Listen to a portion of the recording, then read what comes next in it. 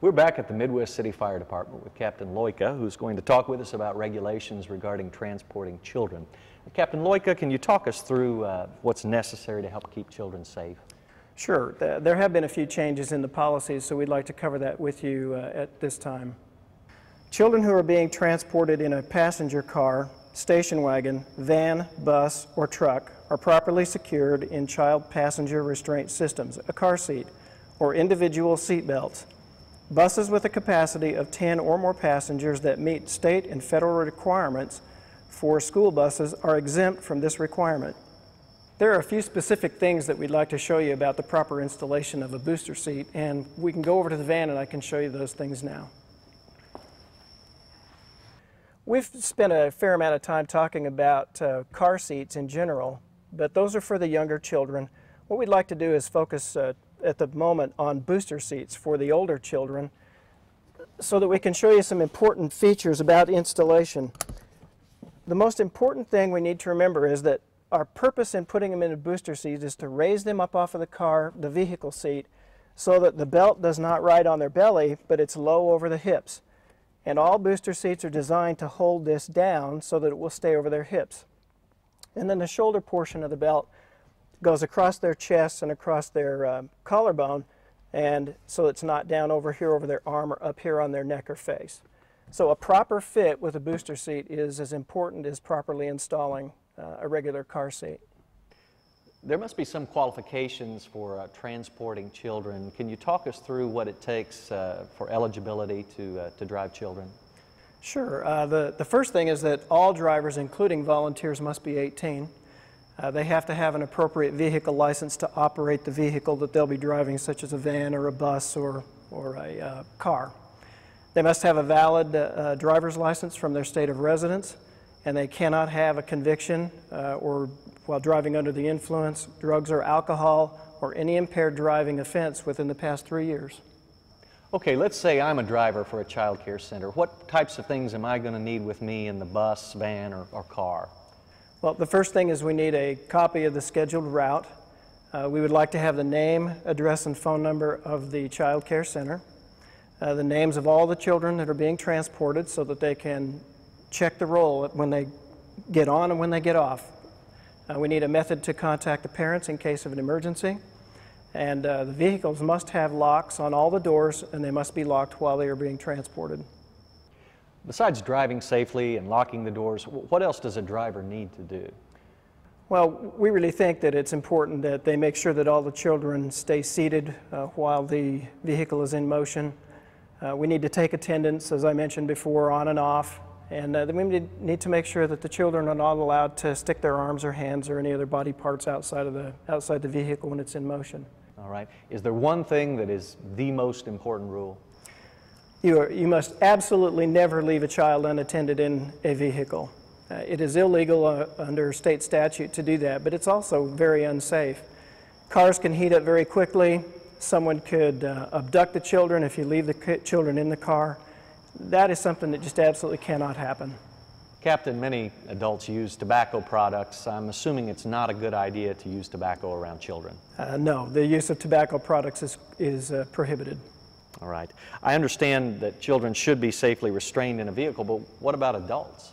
Well, adults under state statute also need to wear a seat belt. If they're driving, they have to wear a seat belt, unless they're in a vehicle that doesn't require them, such as a large bus, or if they have medical exemptions. What about children sitting in the front seat? Children are not permitted to sit in the front seat. Children who are 12 years and under, or under 5 feet, must be sitting in the back seat. How does a child care center actually decide how many children they can transport? Well, the vehicle manufacturer establishes the occupant capacity in a vehicle, so they need to be aware of what's been established by the manufacturer and not exceed that. Is there anything else a child care center needs to remember when transporting children? There are a few things we haven't mentioned. Vehicles need to be clearly marked with the sender's name or the sponsoring organization. Vehicles must have insurance, both medical and liability, and they must carry a first aid kit when they're going on field trips. And the requirements for those first aid kits are clearly stated within the requirements. Great. Speaking of requirements too, we would ask you to refer to the requirements for staff to children ratios in transporting children. Captain, thank you for having us back out to Midwest City. We appreciate you. My pleasure, thank you. Another health and safety issue is the prevention of children's injuries. Paul Marmon, Director of the Emergency Medical Resource Center for Children at Children's Hospital at the OU Medical Center, and author of the book Pediatric Emergencies, The First 5 Minutes, written specifically for child care professionals, will help us look at preventing injuries to the children in our care. In this segment, we'll be talking about injury prevention and common childhood emergencies. This is just an overview. Your center will have an emergency response plan to follow in cases of injuries. As a member of your center's child care team, you have an important role in keeping children safe. Each child care center is required to have a staff member on the premises or on any centered sponsored field trip who's trained to administer pediatric first aid, which includes CPR. It will be necessary to call on this person for direction and assistance with injuries as they arise. There are 3 important points that I want you to obtain from this section. Number 1, you can prevent injuries to children. Number 2, you can help save a child who is choking. And number 3, you can provide immediate care to children who are suffering from injuries. Let's move on now to talk first about injury prevention. In injury prevention, we are talking about the who, when, where, what, and how. With children, the who are usually children between 2 and 5 years old. When is late afternoon after a long day and they are tired, late mornings before naps, and during the summer and spring sessions. The where is outdoors, typically on playground equipment, as these children are outside being physically active. When injuries occur inside, it is usually during high-activity classroom playtime. An important note is that children are more likely to be injured in their own home than they are in child care settings because of excellent supervision. The what of injury prevention refers to what part of the body is injured. Head injuries account for 69% of all injuries.